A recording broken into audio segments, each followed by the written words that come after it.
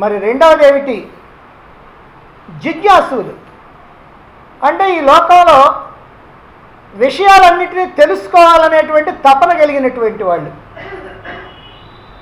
ఆ తపన కలిగినటువంటి వాళ్ళు అన్ని విషయాలు తెలుసుకోవటానికి ప్రయత్నం చేస్తూ ఉంటారు. అందులో పరమాత్మ విషయాలు కూడా ఉంటాయి. అంతేకాకుండా చెప్పినటువంటి విషయాన్ని చెప్పినట్టుగా గ్రహించటం కాకుండా అనేక విధాలుగా విమర్శించి చూచేటువంటి బుద్ధి ఉంటుంది. ఈ పరిపక్వ సాధకులను చెప్పినటువంటి వాళ్ళు ఎవరంటే అప్పటికే చాలా జ్ఞానాన్ని గ్రహించినటువంటి వాళ్ళు, అప్పటికే పరమాత్మ వైపు తిరగటానికి సిద్ధపడినటువంటి వాళ్ళు, అప్పటికే ప్రాపంచిక విషయాల పట్ల విరక్తి కలిగినటువంటి వాళ్ళు. అందువల్ల వాళ్ళకి కేవలం పరమాత్మ తత్వాన్ని అలా చెబితే చాలు, వాళ్ళు అందుకుంటారు. ఇక రెండవ వాళ్ళు ఎవరనంటే ప్రాపంచిక విషయాల్లో కాస్తో కూస్తో ఉన్నప్పటికీ కూడా పరమాత్మ విషయమే ప్రధానమని అనుకుంటూ ఉండేటువంటి జిజ్ఞాసువులు. ఈ జిజ్ఞాసువులైనటువంటి వాళ్ళు అది అలా ఎందుకుంది, ఇది ఇలా ఎందుకుంది, అక్కడ అట్లా చెప్పారేమిటి, ఇక్కడ ఇలా చెప్పారేమిటి, ఇది కరెక్టా అది కరెక్టా, ఆయన చెప్పింది రైటా ఈయన చెప్పింది రైటా అనేటువంటి ఒక ప్రశ్న, సందేహం కలిగి ఉంటారు. ఆ సందేహాన్ని తీర్చుకోవాలని అనుకుంటారు. అందుకని వీళ్ళని జిజ్ఞాసువులు అని అన్నది. వీళ్ళు బాగా బుద్ధి పరిపక్వత చెందినటువంటి వాళ్ళే, బుద్ధిలో జ్ఞానం ఉన్నటువంటి వాళ్ళే, కాస్త తర్క జ్ఞానం కూడా ఉన్నటువంటి వాళ్ళే. అందువల్లనే వీళ్ళు ఇలాగా ఆలోచిస్తూ ఉంటారు. అలా ఆలోచిస్తూ ఆలోచిస్తూ ఇందులో నిజమేదో తెలుసుకొని ఆ నిజం వైపుగా మనం ప్రయాణం చేయాలి అని కోరుకునేటువంటి వాళ్ళు, వాళ్ళ కోసం బ్రహ్మసూత్రాలు.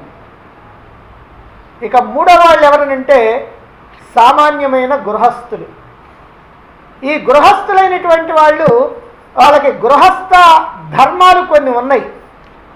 ఏమిటా గృహస్థ ధర్మాలు అని అంటే వివాహం చేసుకోవటం, పిల్లల్ని కంటం, మరి వాళ్ళని పోషించడానికి ఏదో రకమైనటువంటి వృత్తి కానీ, వ్యాపారం కానీ, ఉద్యోగం కానీ, పరిశ్రమ కానీ ఏదో ఒక పని చేస్తూ ఉండటం, దాని ద్వారా కొంత సంపాదించటం, ఆ సంపాదించినటువంటి దాన్ని తనకి తన భార్యా బిడ్డలకి అలా పోషణకు ఉపయోగించడం, కొంత దాన ధర్మాలకి వాటికి ఉపయోగించడం, ఇలా కొంత సత్కార్యాలకు ఉపయోగించడం, ఇట్లా గృహస్థుడైనటువంటి వాడికి కొన్ని ధర్మాలు ఉన్నాయి.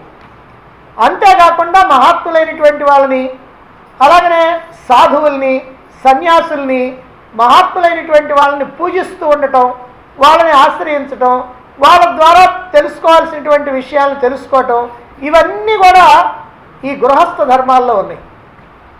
అందుకనే 4 ఆశ్రమ ధర్మాల్లో గృహస్థ ధర్మమే చాలా గొప్పదని చెబుతారు.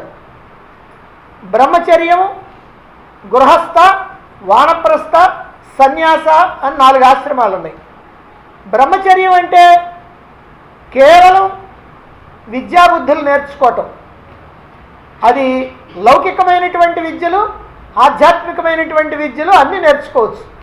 వాళ్ళు బ్రహ్మచర్యంలో ఉండి ఇవన్నీ నేర్చుకోవాలి. నేర్చుకున్న తర్వాత నేర్చుకున్నటువంటి విషయాల్ని జీవితంలో అన్వయించుకొని ఆచరించడానికి గృహస్థాశ్రమాన్ని ఆశ్రయిస్తారు. గృహస్థాశ్రమంలో వివాహం చేసుకుంటారు, పిల్లల్ని కంటారు. అలాగనే తాను నేర్చుకున్నటువంటి జ్ఞానం ఏదైతే ఉందో ఆ జ్ఞానాన్ని ఉపయోగించుకొని జీవితాన్ని తరింపజేసుకోవడానికి ప్రయత్నం చేయాలని అనుకుంటారు. అంతేకాకుండా అన్ని ఆశ్రమ ధర్మాలని పాటించేటువంటి వాళ్ళని పోషించేది కూడా ఈ గృహస్థులే. అటు సన్యాసుల్ని పోషించాలి, అలాగనే వానప్రస్థుల్ని, అలాగనే బ్రహ్మచారుల్ని. కాబట్టి వీళ్ళందరినీ పోషించాల్సినటువంటి ధర్మం కూడా ఉంది కనుక వీళ్ళు లౌకికమైనటువంటి విషయాల్లో కూడా ఉండి కొంత ఆ సంపాదన అనేటువంటిది చేయాలి తప్పదు. మరి ఇలాంటి వాళ్ళు ఈ ప్రాపంచిక విషయాల్ని అంత తేలిగ్గా వదులుకోవాలని అంటే వదులుకోలేరు.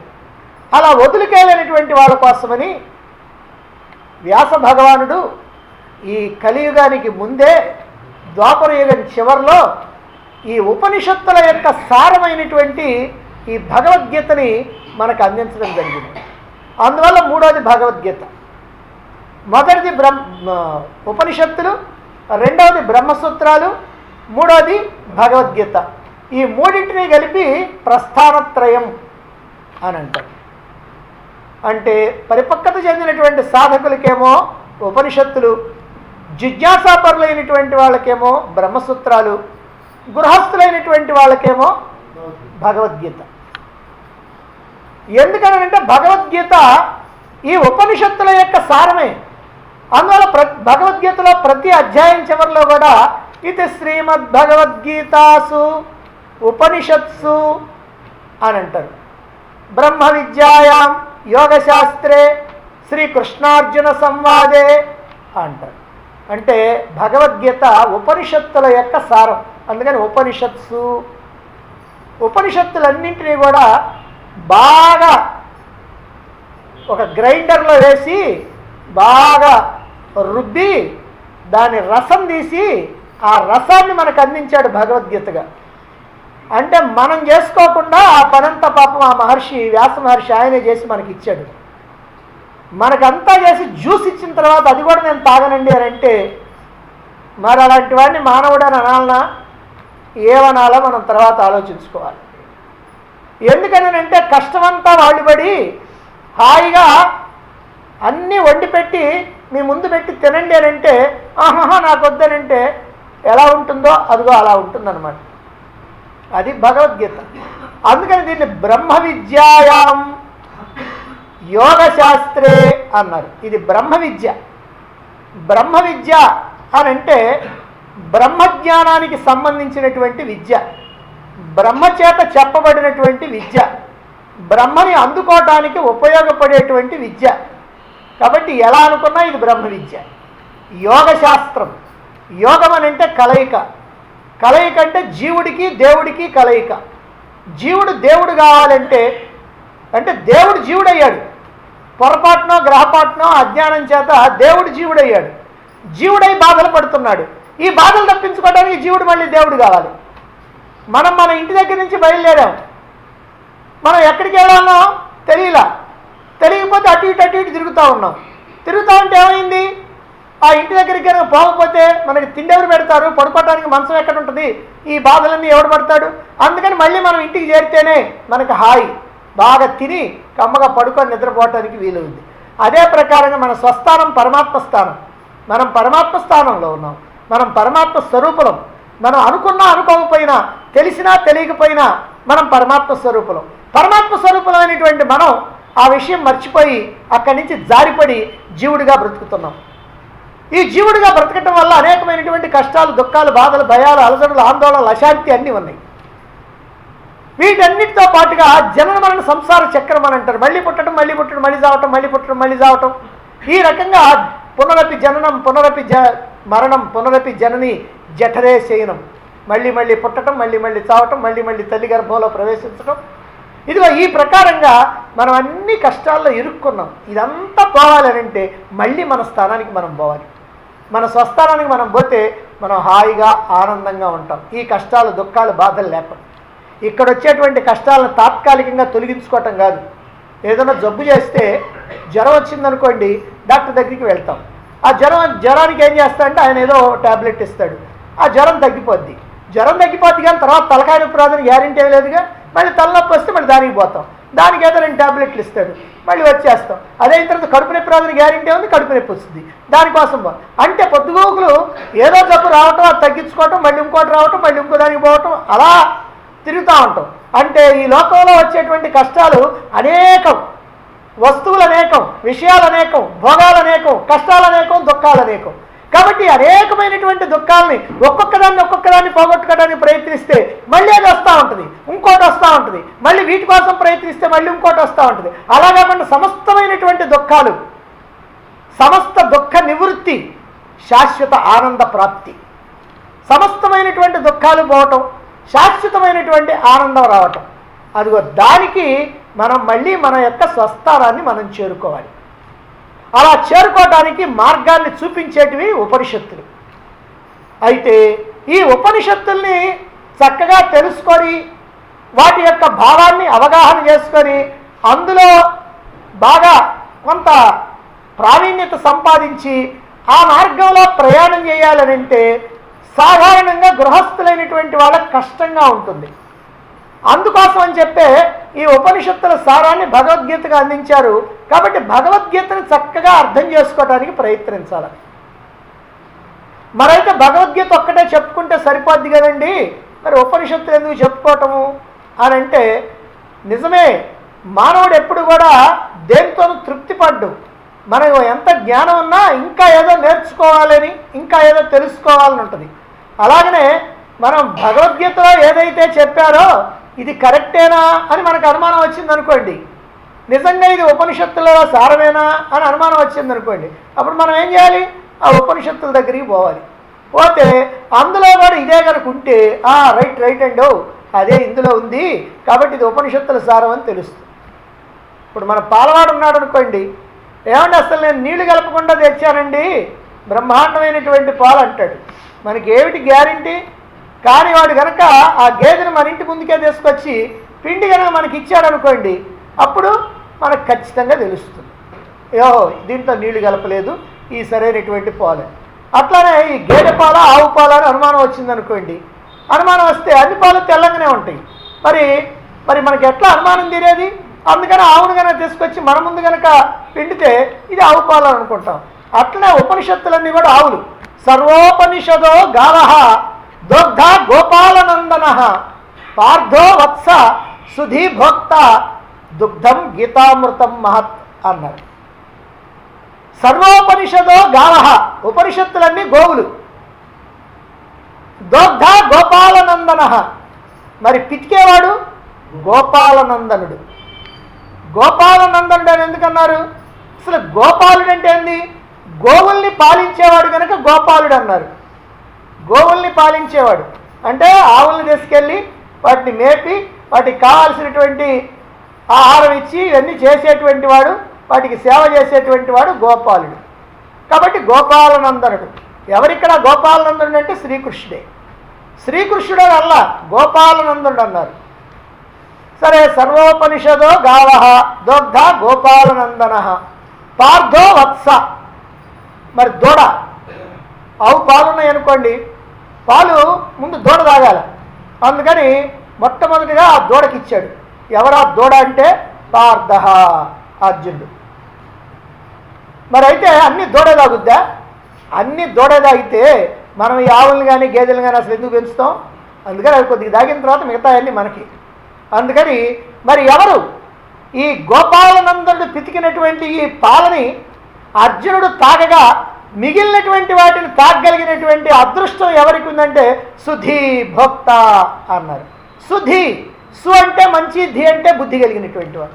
ఎవరైతే మంచి బుద్ధి కలిగినటువంటి వాళ్ళు ఉన్నారో వాళ్ళు దీన్ని తాగటానికి అదృష్టవంతులు. మరైతే ఇంతకీ ఆ పాలేమిటండి? దుగ్ధం గీతామృతం మహత్. దుగ్ధం, ఆ పాలేమిటనంటే మహత్ గీతామృతం, గొప్పదైనటువంటి ఆ గీతామృతమే ఈ పాలు అని అద్భుతమైనటువంటి ఈ శ్లోకం మనకి తెలియజేస్తూ ఉంది. అయితే ఎందుకని ఆ ఉపనిషత్తులన్నింటినీ కూడా మొత్తం పిండి పాలు మాదిరిగా ఇక్కడ చేయాల్సి వచ్చింది? ఈ దుగ్ధం ఈ పాల మాదిరిగా చేయాల్సి వచ్చింది అని అంటే, అదిగో ఆ ఉపనిషత్తుల్లో ఒక్కొక్క ఉపనిషత్తులో ఒక రకంగా ఉంది, ఒక ఉపనిషత్తులో ఒక రకంగా ఉంది. ఈ రెండిట్లో ఏది కరెక్ట్ అండి అని మనకి సందేహం వచ్చినప్పుడు ఆ సందేహం తీర్చడం కోసం ఆ ఉపనిషత్తులన్నింటినీ కూడా జాగ్రత్తగా అర్థం చేసుకొని వాటిని సమన్వయం చేసి ఆ రెండింటి యొక్క భావాన్ని మనకు అందించడం కోసమని ఇదిగో ఈ తంటాలన్నీ వాళ్ళు పాపం పడ్డారు. వాళ్ళు ఎన్ని కష్టాలు పడ్డారో మనం మాత్రం పట్టించుకోము. ఏదో అక్కడ గ్రంథం ఉంది మనం అనుకుంటున్నాం. కానీ ఈ గ్రంథాలన్నీ కూడా, ఈ గ్రంథాల్లో చెప్పబడినటువంటి మంత్రాలన్నీ కూడా మహర్షులైనటువంటి వాళ్ళు మనకు అందించారు. ఎందుకు అందించారనంటే మనం తరించడం కోసం అందించారు. కాబట్టి ఈ ఆవులు అన్ని ఉపనిషత్తులన్నీ ఆవులైతే మరి వాటి యొక్క పాలు మరి ఎలా ఉంటాయి? ఇప్పుడు ఆవులు ఉన్నాయి అనుకోండి, కొన్ని ఎర్ర ఆవులు ఉంటాయి, కొన్ని తెల్ల ఆవులు ఉంటాయి, కొన్ని కర్రి ఆవులు ఉంటాయి, కొన్ని నల్ల ఆవులు ఉంటాయి, రకరకాలైనటువంటి ఆవులు ఉంటాయి. కానీ ఈ ఆవులన్నిటినీ కనుక చూస్తూ ఉంటే అవి ఎట్టా ఉన్నాయి ఇట్టా ఉన్నాయి అనుకుంటాం. కానీ పాలు కనుక పిండిన తర్వాత ఆ పాలల్లో ఈ ఎర్రావు పాలేవి, కర్రావు పాలేవి, తెల్లవు పాలేవి అని అంటే ఎవరైనా డివైడ్ చేసి చెప్పగలుగుతారా? ఎవరు చెప్పలేరు. అందుకని ఆ ఉపనిషత్తులు అనేటువంటి గోవుల యొక్క పాలు పిండి మనకు అందించడం జరిగింది. అయితే పిండేటువంటి వాడిని ఇక్కడ ఎవరన్నా గోపాలనందన అన్నారు. ఎందుకని గోపాలనందన అన్నారు? ఎందుకనంటే ఏ పనైనా చేసేటప్పుడు కొంత అనుభవం కావాలి. ఒక వ్యాపారస్తుడు తన యొక్క కొడుకుని అప్పుడప్పుడు ఆ షాపులో కూర్చోబెడతాడు. కూర్చోబెడితే వాడికి అనుకోకుండా కొంత అనుభవం దాంట్లో వచ్చేస్తూ ఉంటుంది.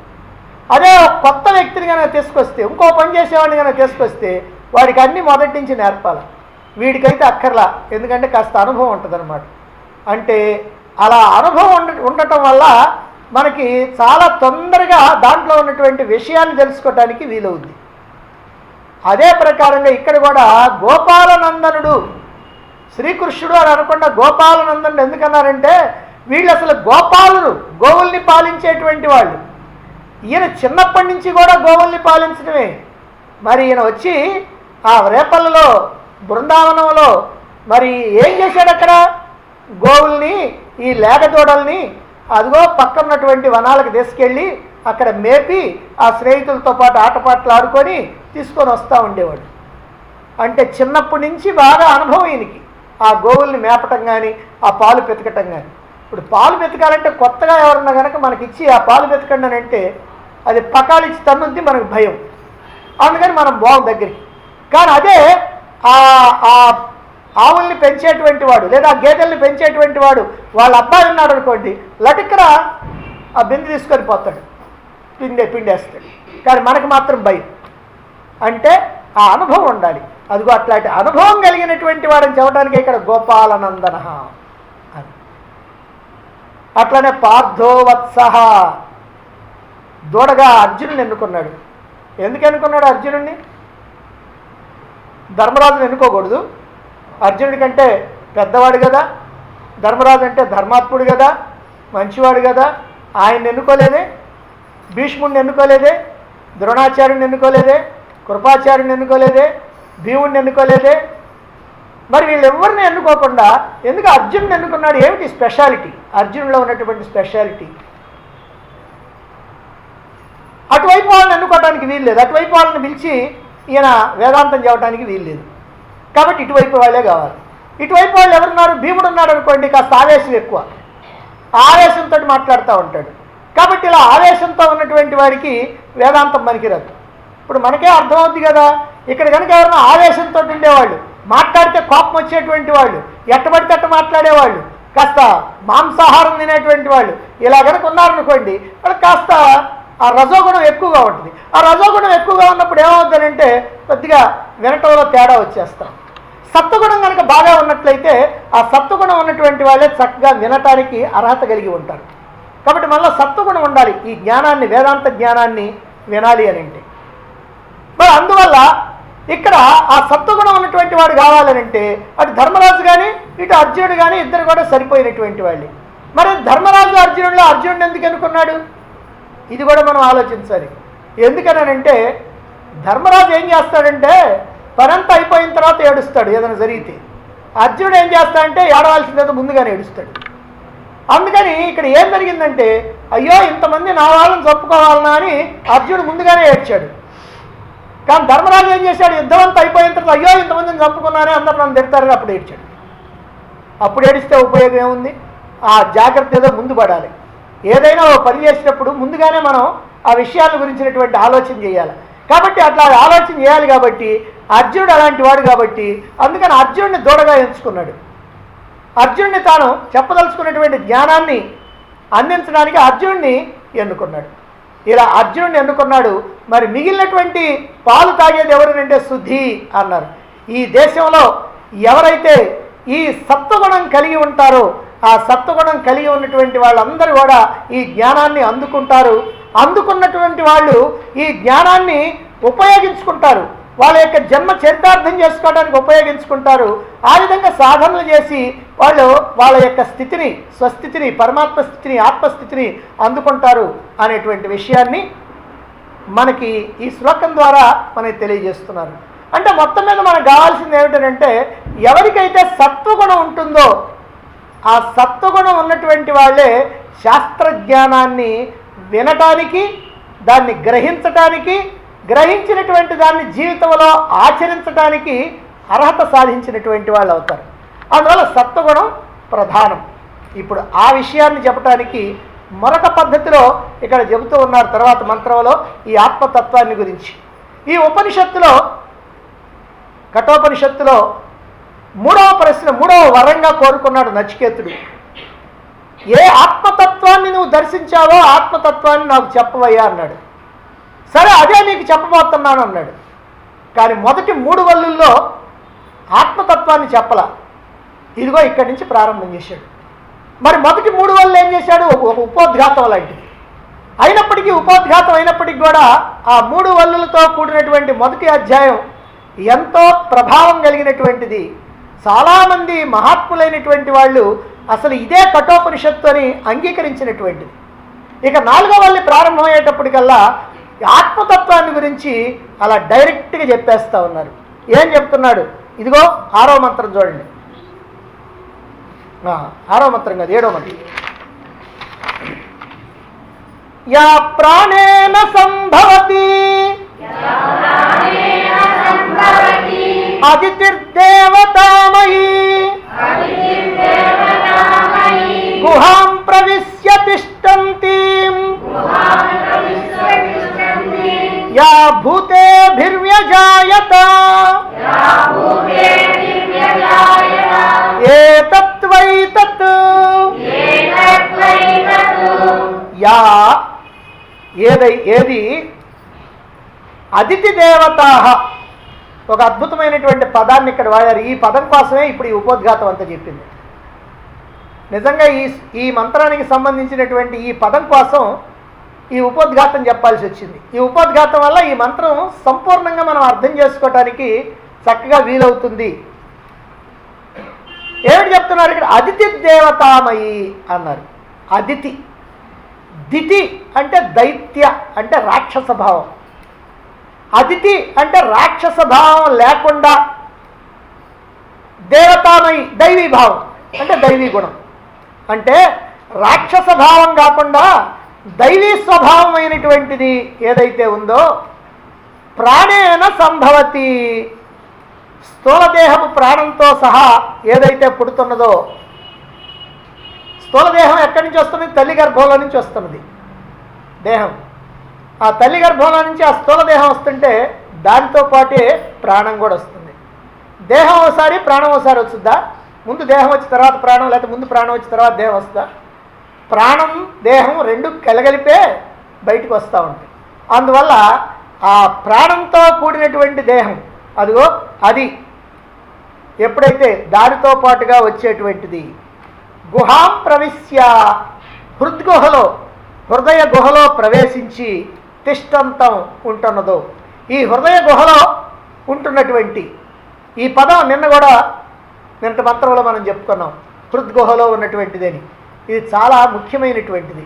కారణం ఏమిటనంటే హృద్గుహలో ఉన్నది అని అంటే ఎక్కడో గుహలో ఉందని కాదు, కొండ గుహలో ఉన్నట్టుగా ఉందని కాదు. హృద్గుహలో ఉన్నదంటే రహస్యంగా ఉన్నది అని అర్థం. రహస్యంగా ఉన్నది అని అంటే మరి అది ఎందుకు రహస్యమైంది? మన వల్లనే రహస్యమైంది. అదేమిటో కూడా మనం తర్వాత చెప్పుకుందాం. అలాగనే యా ఏది భూతేభి పంచభూతాలతో సహా వ్యజాయత పుడుతున్నదో, పంచభూతాలతో సహా పుడుతున్నదో, ఏ తత్ ఇదే వై నిశ్చయంగా తత్ నీవు అడిగినటువంటి ఆత్మతత్వం నచికేత అని అంటున్నాడు. ఏది రాక్షసమైనటువంటిది కాక దైవీ స్వభావమైనటువంటిదో, స్థూలదేహం ప్రాణాలతో సహా ఏదైతే పుడుతున్నదో, హృద్గృహలో ప్రవేశించి ఏదైతే రహస్యంగా ఉంటున్నదో, పంచభూతాలతో సహా పుడుతున్నదో, ఇదేనయ్యా ఓ నచికేత నువ్వు స్వయంగా అడిగినటువంటి ఆత్మతత్వం అని అంటున్నాడు. ఇక్కడ ఆత్మతత్వాన్ని గురించి చెబుతున్నాడు. ఈ ఆత్మతత్వం ఎలాంటిదో చెబుతున్నాడు. మనం ఆత్మతత్వం ఎలాంటిదో చెబితే అలాంటిది అనేటువంటి భావన మన యొక్క మనస్సులో ముద్రపడకపోతే, మన బుద్ధిలో నిలవకపోతే మనం ఆత్మతత్వాన్ని ఎట్లా తెలుసుకుంటాం? కాబట్టి మన బుద్ధిలో ఇది నిలవాలి. అందుకే ఇక్కడ ఏం చెప్తున్నారంటే అదితిర్దేవతామయి, అదితిర్దేవతామయి. నిజంగా లోకంలో కొంతమందే ఎందుకు ఈ పరమాత్మ వైపుకు తిరుగుతున్నారు? అందరూ ఎందుకు పరమాత్మ వైపుకు తిరగటం లేదు? 100 మంది మనుష్యులుంటే బాగా ఎక్కువగా ఉంటే ఒక్కళ్ళు తిరుగుతున్నారు. నిజంగా చెప్పాలంటే 100 మందికి ఒక్కళ్ళు కాదు, 1000 మందికి ఒక్కళ్ళని వేసుకోవచ్చు. 1000 మందికి ఒక్కళ్ళని వేసుకోవాలి. మరి మిగిలినటువంటి వాళ్ళు తిరగటల్లా 1000 మందికి ఒక్కళ్ళే తిరుగుతున్నారు. ఎందుకని కొద్ది మందే తిరుగుతున్నారు? సాధారణంగా మనం చెబుతాం పూర్వజన్మ సుకృతం అని. పూర్వజన్మ సుకృతం ఉంటేనే ఖచ్చితంగా. కానీ ఇక్కడ తిరగటానికి ఏమిటి కారణం? పూర్వజన్మ సుకృతం ఉండబట్టి ఇక్కడ వాళ్ళలో మార్పు వచ్చింది. ఏమిటా మార్పు? దేని కారణంగా ఆ పరమాత్మ వైపు తిరుగుతున్నారు అనేటువంటిది మనం తెలుసుకోవాలి.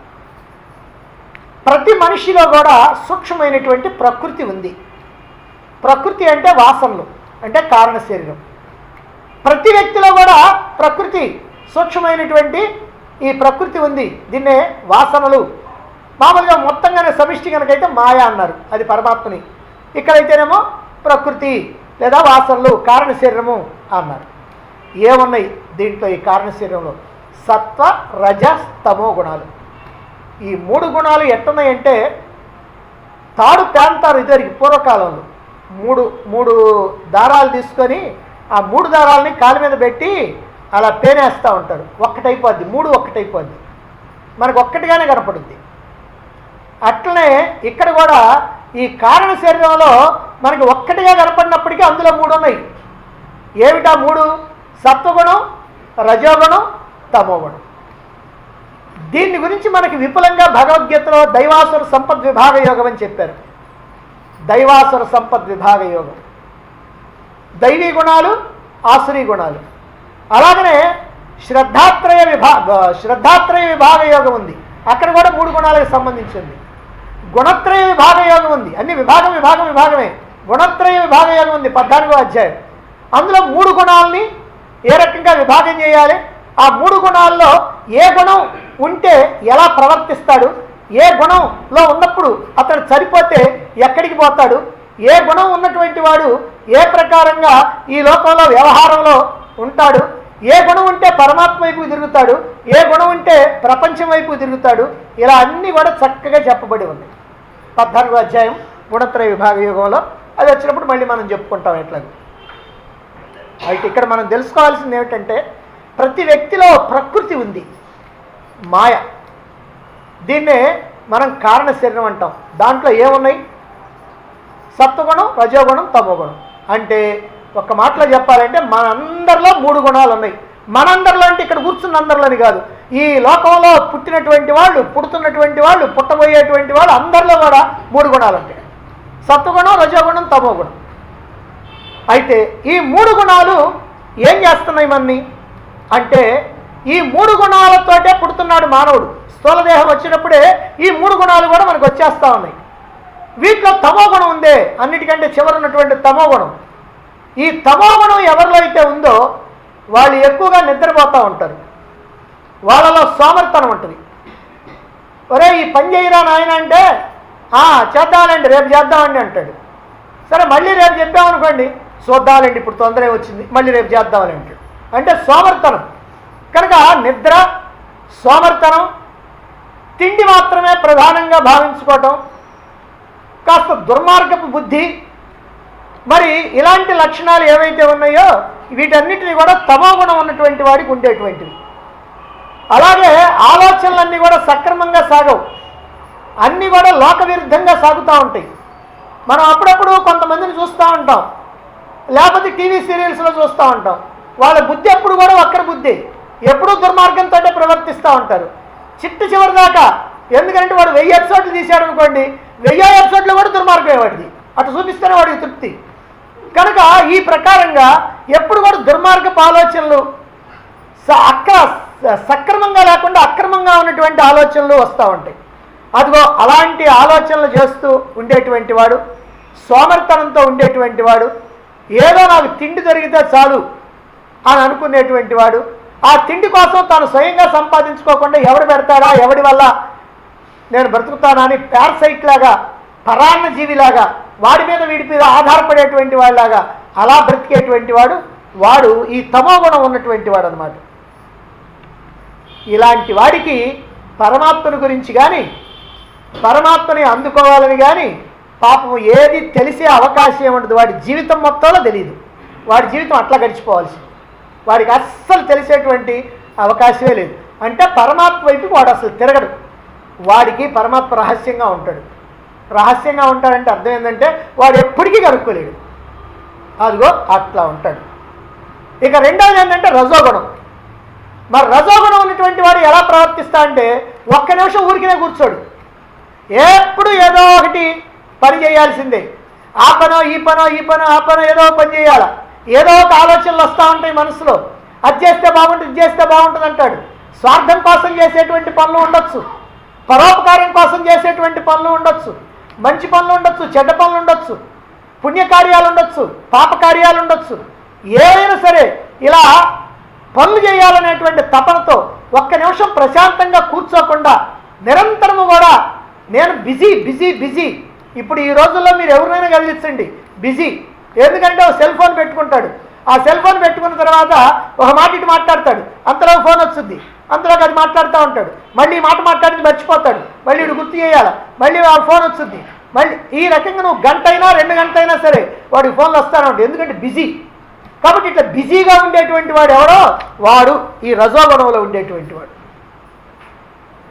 కాబట్టి ఎక్కడున్నా సరే కేవలంగా కూర్చునే పని లేదు, ప్రశాంతంగా కూర్చునే పని లేదు, పరుగులు పరుగులు పరుగులు పరుగులు తీస్తూ ఉండాల్సిందే. ఈ ప్రకారంగా ఉండేటువంటి వాడు రజోగుణంలో ఉండేటువంటి వాడు. వీడికి పరమాత్మను గురించి ఆలోచించేటువంటి తీరిక చిక్కదు. అయితే ఈ రజోగుణంలో ఉన్నటువంటి వాడే పరమాత్మను గురించి తెలుసుకోవాలనేటువంటి ఆలోచన కనుక కలిగితే పరమాత్మను గురించి తెలుసుకోవడానికి కూడా ప్రయత్నం చేస్తాడు. కానీ ప్రయత్నం చేస్తాడు కానీ దాంట్లో ప్రశాంతంగా విని తెలుసుకునేటువంటి అవకాశం లేదు. కారణం ఏమిటంటే బిజీ కదా, ఇంకో పని వస్తుంది, అదిగో ఆలోచనలో ఉంటాడు. ఇప్పుడు ఇక్కడ కూర్చుంటారు, వేదాంతం వింటుంటారు, ఫోన్ వస్తుంది, అంతలో పోయి మాట్లాడాలి. మాట్లాడేటప్పటికి ఏమవుద్ది, మీరు వెళ్ళేటప్పటికి ఇక్కడ ఏదో చెప్తే ఇందాక మీరు వినడానికి మళ్ళీ ఇప్పుడు వినేదానికి మధ్యలో కనెక్షన్ పోద్ది. కనెక్షన్ పోయిన తర్వాత అసలు అర్థం కాదు. ఏమిటంటే నాకు ఏదో అంత అర్థమైనట్టు ఉంది, నాకేం అర్థం కాలేదండి అని అంట. ఎందుకని? ఈ రజోగుణం కారణంగా. కాబట్టి అందుకనే ఉపన్యాసాలు ఎక్కడ నేను చెప్పాక వేదాంత ఉపన్యాసాలు చెప్తుంటే సెల్ ఫోన్లను ఆఫ్ చేసుకొని కూర్చోండి అంటారు. కారణం ఏమిటంటే మనం మెదలకుండా కూర్చున్న ఊరుకొనియము కదా, అందుకని అవి కదిలిస్తూ ఉంటాయి. కాబట్టి ఇట్లా ఈ రజోగుణంలో ఉన్నటువంటి వాడికి కూడా పరమాత్మని గురించి ఆలోచించడానికి తీరిక చిక్కదు. ఒకవేళ ఆలోచించినా తీరిక లేకుండానే ఆలోచిస్తూ ఉంటాడు. ఒక ఆలోచన ఇటు చేస్తుంటాడు, 4 ఆలోచనలు అటు చేస్తుంటాడు, మళ్ళీ ఒకటి ఇటు, మళ్ళీ 4 అటు. ఈ రజోగుణాన్ని పోగొట్టుకుంటే తప్ప వాడు మళ్ళీ పరమాత్మని గురించి ఆలోచించేటువంటి అవకాశం లేదు. ఇక మూడోవాడు సత్వగుణం. ఎవరైతే సత్వగుణంలో ఉన్నారో ఆ సత్వగుణంలో ఉన్నటువంటి వాడు ప్రశాంతంగా ఉంటాడు. వాడు జ్ఞానాన్ని అందుకోవటానికి అన్ని అర్హతలు కలిగి ఉంటాడు. ఇంకా ఒక మాట చెప్పాలంటే సత్వగుణంలో ఉన్నటువంటి వాడికి సుఖము జ్ఞానము. వాడు ఎప్పుడూ సుఖం. ఎందుకంటే ప్రశాంతంగా ఉంటేనే సుఖం, అశాంతిగా ఉంటేనే దుఃఖం. ఎందుకంటే వాడికి సుఖం ఉంటుందనంటే వాడు ఏవి కూడా సామాన్యమైనటువంటి విషయాలు ఏవి పట్టించుకోడు. ఎప్పుడు పరమాత్మ సంబంధమైనటువంటి ఆలోచనలో ఆ జ్ఞానంలో ఉంటాడు. పరమాత్మ సంబంధమైనటువంటి జ్ఞానంలో కనుక ఉంటే ఆనందంగా ఉంటుంది, సుఖంగా ఉంటుంది, హాయిగా ఉంటుంది. ప్రాపంచిక విషయాల్లోకి వచ్చినప్పటికల్లా ఈ దుఃఖము, బాధ, వ్యవహారం అన్నీ వచ్చేస్తాయి. అందుకని సుఖం జ్ఞానం సత్వగుణంలో ఉన్నటువంటి వాడికి. కాబట్టి ఈ జ్ఞానం పరమాత్మ సంబంధమైనటువంటి జ్ఞానంలో ఉంటాడు. అందుకని సత్వగుణంలో ఉండేటువంటి వాడు తమోగుణాన్ని రజోగుణాన్ని వదిలించుకొని ఎవరైతే సత్వగుణంలో ఉంటాడో ఆ సత్వగుణంలో ఉన్నటువంటి వాడే ఈ జ్ఞానాన్ని పొందటానికి, ఈ ఆత్మజ్ఞానాన్ని పొందటానికి, ఈ ఉపనిషత్తుల యొక్క జ్ఞానాన్ని వినటానికి, తెలుసుకోవటానికి, అర్థం చేసుకోవటానికి, ఆచరించడానికి అన్నిటికీ కూడా అర్హత కలిగినటువంటి వాడు అవుతాడు. కనుక ఈ సత్వగుణాన్ని పెంచుకోవాలి. ఇది మనలో ఉన్నటువంటి 3 గుణాల్లో ఏ గుణం మనకు ఉండాలి, ఏ గుణాన్ని మనం తీసేయాలి అని చెప్పేది. ఈ సత్వగుణాన్నే దైవీ గుణం అని అంటారు. ఎందుకని దైవీ గుణం అన్నారు? దైవానికి దగ్గర చేసేటువంటి గుణం ఇది. దైవానికి దగ్గర అవుతాం ఈ సత్వగుణం కనుకుంటే. రజోగుణం అంటే ప్రపంచానికి దగ్గర అవుతాం. తమోగుణం కనుకుంటే నిద్రకి సోమర్తనానికి దగ్గర ఉంటుంది. కాబట్టి ఈ 3 గుణాల్లో ఈ దైవీ గుణమే, సత్వగుణమే దైవీ గుణం. మరి తమోగుణ రజోగుణాలను ఏమంటారు? తమోగుణం రాక్షస గుణం, రజోగుణం ఆసురీ గుణం.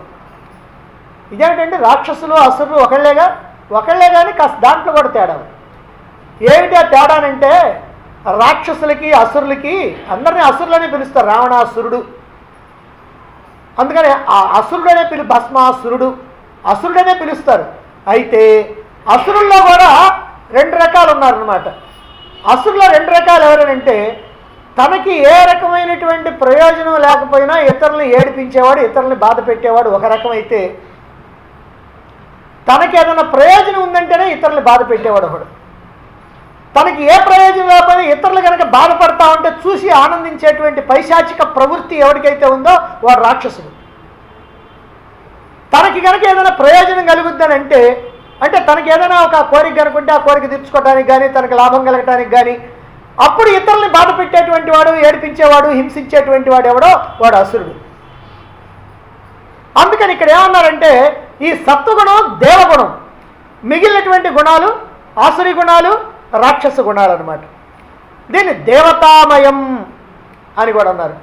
దైవీ గుణాన్ని దేవతామయం అన్నారు. దేవతామయం అని అంటే దైవంతో సమానమైనటువంటి గుణం అన్నమాట. అందుకే ఆత్మని తెలుసుకోవాలంటే అదితిర్దేవతామయీ అని ఈ మంత్రంలో చెప్పారు. అదితిర్దేవతామయి, ఈ మాట అర్థం చేసుకోవటం కోసం ఇదంతా. అదితిర్దేవతామయి, అసలు అదితి ఏమిటి? ఈ మాట ఎక్కడి నుంచి వచ్చిందండి? మనకి కశ్యపుడు అనేటువంటి ఒక మహాముని ఉన్నాడు, మహర్షి, కశ్యప మహర్షి. ఆయనకి 2 భార్యలు, ఒక ఆమె దితి, ఒక ఆమె అదితి. దితికి పుట్టిన వాళ్ళు దైత్యులు, అదితికి పుట్టినటువంటి వాళ్ళు దేవతలు. కాబట్టి దితికి పుట్టిన వాళ్ళు దైత్యులు అంటే రాక్షసులు, అదితికి పుట్టినటువంటి వాళ్ళు దేవతలు. ఇప్పుడు దేవేంద్రుడు ఉన్నాడు అనుకో, ఆయన అదితి పుత్రుడే. కాబట్టి దేవతలంతా కూడా అదితి యొక్క సంతానం, రాక్షసులంతా కూడా దితి యొక్క సంతానం. అందుకనే దితి కొడుకులు దైత్యులు, దైత్యులు అంటే రాక్షసులు అనేటువంటి భావన. అయితే ఈ రాక్షసులుగా చెప్పబడేటువంటి వాళ్ళల్లో కూడా 3 గుణాలు ఉన్నటువంటి వాళ్ళు ఉంటారు. అంటే 3 గుణాలు అందరిలో ఉంటాయి. ఏ గుణం బాగా ఎక్కువగా ప్రకోపిస్తుందో ఆ గుణం కలిగినటువంటి వాడిగా చెప్తారు. ఇప్పుడు రావణాసురుడు ఉన్నాడు, ఆయన ఏ గుణం? రజోగుణం. 3 గుణాలు ఉన్నాయి, ఎందుకంటే ఆయన పరమభక్తుడు కాబట్టి సత్వగుణం ఉంది. కానీ రజోగుణం మాత్రం అన్నిటికంటే ప్రధానంగా ఉంటుంది. ఇంకోటి ఉన్నాడు తమ్ముడు కుంభకర్ణుడు, మరి వాడిదో తమోగుణం. ఎందుకనంటే 364 రోజులు నిద్రపోతాడు, ఒక్కరోజే లేచేది. అందుకని నిద్ర, ఆ లేచిన ఒక్కరోజు తిండి తింటాం, తిని మళ్ళీ పడుకుంటాడు. కాబట్టి ఈ తింటం పడుకోవటం, బెడ్ అండ్ బ్రెడ్, ఈ 2 మాత్రమే ఉన్నటువంటి వాడిని ఎవడంటారు? తమోగుణం ఉన్నటువంటి వాడు. మరి ఇంకో తమ్ముడు ఉన్నాడు, వాడి పేరు విభీషణుడు. మరి వాడి సత్వగుణం. ఎందుకని? 3 తపస్సు చేయడానికి పోయారు, బ్రహ్మదేవుడికి తపస్సు చేయడానికి 10,000 సంవత్సరాలు తపస్సు చేశారు, 3 తపస్సు చేశారు. మరి రావణాసురుడు ఏం కోరుకున్నాడు? ఆయన సావు లేకుండా కావాలన్నాడు. అదే అది ఎట్టు కుదురుద్దయ్యానంటే అప్పుడు ఆలోచించాడు, ఓహో సరే ఏదో మానవులు కోతులు ఇట్టాటి అయితే పర్వాలేదని దేవ దానవ యక్ష కిన్నెర కింపురుష గరుడ గంధర్వ సిద్ధ సాధ్య విద్యాధర పన్నగులు వీళ్ళెవరి చేత సావు లేకుండా నాకు కావాలన్నాడు. ఓసారి అలాగనే ఇచ్చానన్నాడు. అందుకని నరులు వానరుల చేత వచ్చాడు. అంటే వాడు కోరుకునేటువంటి కోరిక ఎలా ఉంటుందని అంటే అదిగో ఆ రాక్షస గుణానికి అనుకూలంగా ఉంది. అలాగనే కుంభకర్ణుడు కోరుకోమంటే ఏం కోరుకున్నాడు? నిద్ర కావాలన్నాడు. అందుకని వాడికి నిద్ర వచ్చింది. మరి విభీషణుడు కోరుకోమంటే సత్వగుణం కలిగినటువంటి వాడు కనుక ఏం కోరుకున్నాడు? నిజంగా ఏం కోరుకోలే, కానీ కోరుకున్నాడు ఒక కోరిక. ఏదో ఒకటి కోరిక కోరుకోవాలంటే ఏం కోరాడంటే ఎల్లప్పుడూ ఎటువంటి పరిస్థితిలో ఉన్నా నా బుద్ధి ధర్మాన్ని తప్పకుండా ఉండాలని కోరుకున్నాడు. ఏమో ఎప్పుడన్నా మన బుద్ధి కాస్త అప్పుడప్పుడు మారుద్ది, ఏదైనా మనకు లాభం వస్తుంది అనుకుంటే బుద్ధి కాస్త మారుద్ది. కానీ ఆయన ఏం చేశాడంటే నా బుద్ధి ఎట్టి పరిస్థితుల్లో కూడా మారకుండా ధర్మం వైపుకే ఉండాలా అని కోరుకున్నాడు. సావకుండా ఉండాలని కోరుకోవాలా, ధర్మం వైపుకే ఉండాలని కోరుకున్నాడు. ఇది సత్వగుణ లక్షణం. అందుకని ఈ దైవీ గుణం ఏదైతే ఉందో అదితిర్దేవతామయి అన్నారు. అదితి అని అంటే దేవతల యొక్క తల్లి. అది దేవతామయ అంటే రాక్షస గుణం కాకుండా దైవీ గుణమైనటువంటిది. అలాగనే దేవతామయి అన్నారు. కాబట్టి అదితి అంటే తమోగుణ రజోగుణాలు లేనటువంటి దేవతామయి అని అంటే దైవగుణమైనటువంటి సత్వగుణంతో నిండి ఉన్నది అని అర్థం. అదితిర్దేవతామయి అని అంటే తమోగుణ రజోగుణాలు కాకుండా, అంటే అవి లేకుండా కేవల సత్వగుణం, దైవగుణమైనటువంటి సత్వగుణంలోనే ఉండేటువంటి వాడు. అంటే అలాంటి సత్వగుణంలో ఉండేవాడే ఆత్మదర్శనానికి అర్హుడు, ఆత్మ సాక్షాత్కారానికి అర్హుడు అని చెప్పటమే ఇక్కడ ఉన్నటువంటి ఉద్దేశం. కాబట్టి ఆత్మని అందుకోవాలి అనేటువంటి ఆసక్తి, ఉద్దేశం నీ గనక ఉందా, నీవు రాక్షస గుణాలని వదిలిపెట్టాలి, అంటే ఈ ఆసురీ గుణాలని వదిలిపెట్టాలి, అంటే ఈ తమోగుణ రజోగుణాలని నువ్వు వదిలిపెట్టాలి, దైవీ గుణాలు కలిగినటువంటి వాడివై ఉండాలి. కాబట్టి నువ్వు దైవ సంబంధమైనటువంటి ఆత్మని గనక అందుకోవాలంటే నువ్వు దైవ సంబంధమైనటువంటి గుణాలు కలిగి ఉండాలి. దైవ సంబంధమైనటువంటి ఆత్మ దైవ సంబంధం, కాబట్టి నువ్వు గుణాలు కూడా దైవ సంబంధం ఉండాలి. ఇప్పుడు నీరుందనుకోండి, నీటిలో గులకరాళ్ళు వేశారు, కరిగిపోతాయా? అవి కరగవు. పంచదార వేస్తే కరిగిపోద్ది. అట్లానే నీటిలో నీరైతే కలిసిపోద్ది, నీటిలో రాళ్ళైతే కలవు. అలాగనే ఆత్మ దైవ సంబంధమైంది కనుక నువ్వు కూడా ఆత్మను అందుకోవాలంటే దైవ గుణాలు నేర్చుకో, నీలో దైవ గుణాలు ఉండేటట్టు చూసుకో, ఈ తమోగుణ రజోగుణాలు వదిలించుకో, సత్వగుణాన్ని నింపుకో అనేటువంటి భావన ఇక్కడ మనకి తెలియజేస్తూ ఉన్నారు. కాబట్టి నువ్వు దేవతామయం అయితేనే ఆత్మను తెలుసుకోగలవు అని చెప్పటం. ఇక తల్లి గర్భంలో స్థూలదేహం తయారై వస్తుంది. ఇక్కడ ఏం చెప్తున్నారు? యా ప్రాణేన సంభవతి అన్నారు. ప్రాణేన సంభవతి, ప్రాణంతో పుట్టేటువంటిది అని. ఇప్పుడు తల్లి గర్భంలో స్థూలదేహం తయారవుతుంది. గర్భం నుంచి బయటికి వస్తే మనం పుట్టింది అంటున్నాం, అబ్బాయి పుట్టాడండి, అమ్మాయి పుట్టింది అని అంటున్నాం. గర్భం నుంచి బయటకు వస్తున్నారు కాబట్టి పుట్టింది అని అంటున్నాం. మరి ప్రాణాలు ఎక్కడ పుడుతున్నాయి? ప్రాణాలు మరి అవి గర్భం నుంచి బయట వేరుగా వస్తున్నాయా? రావటంలా. అవి కూడా గర్భంలోనే ఆ దేహంలోకే వచ్చి ఆ ప్రాణాలు కూడా దేహంతో సహా బయటకు వచ్చేస్తూ ఉన్నాయి. అందువల్ల ప్రాణాలు కూడా గర్భం నుంచి పుడుతున్నాయి, దేహంతో సహా వస్తున్నాయి.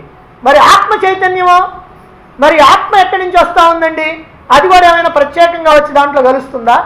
ఆహా, ఆత్మ ఎప్పుడు అంతటా ఉన్నది, సర్వదా సర్వత్రా సర్వవ్యాపమే ఉన్నటువంటిది ఆత్మ. అందుకని గర్భంలో ఉన్నటువంటి దేహంతో ఆత్మ కలిసే ఉంది, బయటకు వచ్చినా అలాగనే ఉంది. అయితే గర్భంతో కలిసి ఉండి వస్తున్నది కనుక ఆ దేహాన్ని, ఆత్మని కూడా పుట్టిందని అంటున్నాం. కానీ నిజంగా పుట్టడం కాదు, ఆత్మ ఎప్పుడు అంతటా ఉన్నటువంటిదే. కాబట్టి ఆత్మ పుట్టడం వల్ల ప్రాణాలు పుడుతుంటే వాటితో పాటుగా ఆత్మని పుట్టిందంటున్నామే కానీ ఆత్మ పుట్టేది కాదు. ప్రాణాల కన్నా, దేహం కన్నా ముందే ఉంది ఆత్మ. ఆత్మ లేనటువంటి చోటు లేదు, ఆత్మ లేనటువంటి టైం లేదు, సమయం లేదు. కాబట్టి ఎల్లప్పుడూ ఉంది కనుక అది పుట్టినటువంటిది కాదు. కనుక ఆ దేహం ఉన్నా ఆత్మ ఉన్నది, ఆ దేహం లేకపోయినా ఆత్మ ఉన్నది. ప్రాణాలున్నా ఆత్మ ఉన్నది, ప్రాణాలు లేకపోయినా ఆత్మ ఉన్నది. ఆత్మ మాత్రం ఎక్కడికి లేకుండా పోలేదు. అలాగనే పంచభూతాలు, మరి పంచభూతాలతో తయారైంది కదా శరీరం. మరి పంచభూతాలతో తయారైనటువంటి శరీరం తల్లి గర్భం నుంచి వస్తూ ఉన్నది. మరి ఆ పంచభూతాలతో తయారై వస్తున్నది కాబట్టి పంచభూతాలతో కూడినటువంటి దేహంతో సహా ఆత్మ కూడా పుడుతున్నది అని అంటాం. ఇక్కడ కూడా పుట్టడం అంటే నిజంగా పుట్టడం కాదు, అది కూడా ఎల్లప్పుడూ ఉన్నది అని. అంటే ఆత్మ ఎప్పుడు అంతటా ఉండేటువంటిది.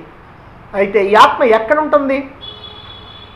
అంతటా ఉంటుంది అని అన్నాం, రైట్, బాగానే ఉంది. అంటే హృద్గుహలో ఉంటుంది, అంటే హృదయ గుహలో ఉంటున్నది అన్న.